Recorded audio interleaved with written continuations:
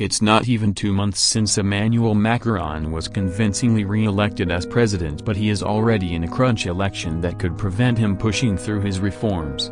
French voters are going to the polls to decide who will control their National Assembly. Mr. Macron beat the far right in April, but this time the challenge is harder.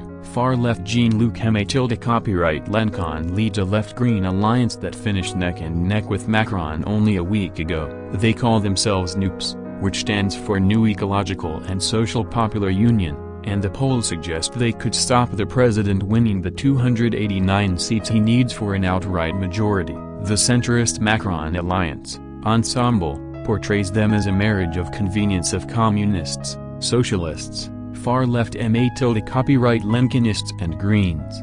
But Nupes have galvanized voters with a promise to fight spiraling prices, bring down the retirement age and tackle climate change. Green leaders and many Green voters back them, accusing President Macron of doing little in the past 5 years. Sunday's second round is almost entirely made up of runoff duels between two candidates, and almost half involve the two big alliances. Several ministers in the Macron government are battling to keep their seats and hold on to their jobs, and two of the toughest fights involve Europe Minister copyright Nupes and Green Transition Minister copyright Mélenchon. Without an outright majority of 289 seats, Mr. Macron will need the support of other parties to push through his big-ticket reforms, such as raising the retirement age, cutting taxes and reforming benefits. Pollsters suggest Ensemble will win 305 seats and Nupes 140. As the sun went down on the campaign on Friday night, Nupes spokesman Ian Brossat told supporters in Longjumeau south of Paris, they didn't think the left and Greens could get together. It would be chaos and catastrophe, but the chaos today is economic. With food prices going up, we've got 10 million people in poverty. While fighting for the presidency, Mr. Macron rallied voters across the spectrum by presenting his main rival Marine Le Pen as an extremist and contrary to the Republic's values.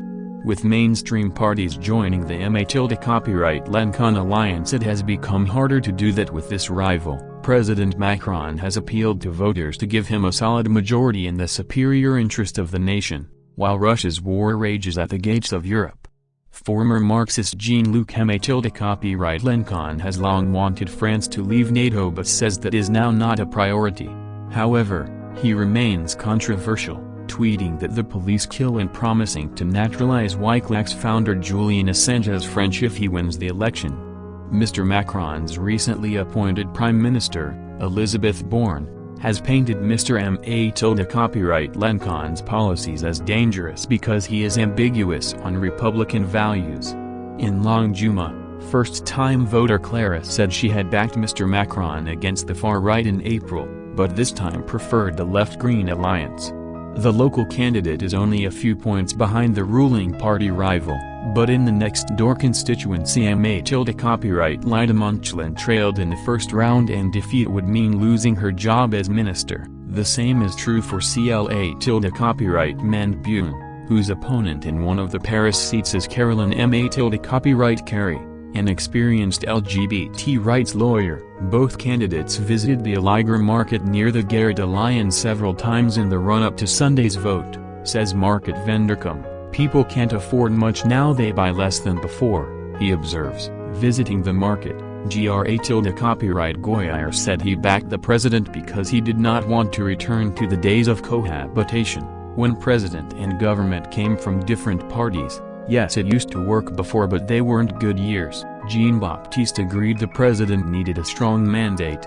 Without a majority he won't be able to do anything he needs to do. But Christine believed handing the president an absolute majority was bad for democracy. She backed Emmanuel Macron to keep the far right from the copyright palace, but felt having another party in government was good for debate. What are they offering?